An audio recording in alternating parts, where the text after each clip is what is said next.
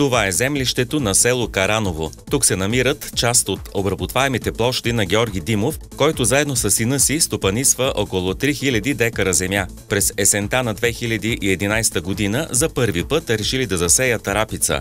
1000 декара имам засята от много видови сортове. За сега Меркурий се представя много добре. На много наши колеги измръзнаха рапиците, изтегляха се, пропаднаха. Той е дребно семе и иска много грижа.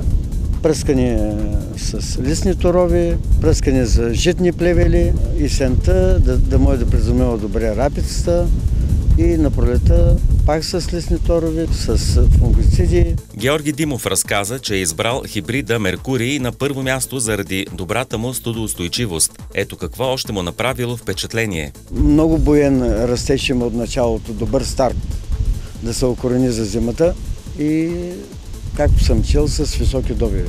По думите на зърнопроизводителя, в Новозагорския район градусите през тази зима са били изключително ниски и е нямало снежна покривка. Според него, успешното презимуване на рапицата е благодарение както на генетиката на хибрида, така и на технологията, която е приложил според указанията на специалистите на Еоралис. Неблагоприятните агроклиматични условия през пролетта също са изпитание за посевите. Сега е много суша, 2 месеца не е валяло.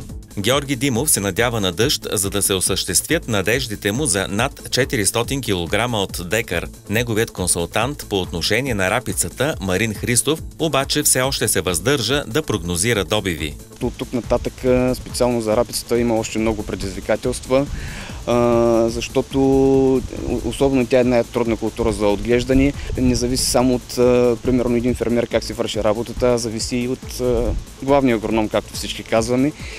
Също така при рапицата за момента се наблюдават много вредители. От тук нататък, ако има и преваляване, ще има и болести, така че прогноза не се ангажирам.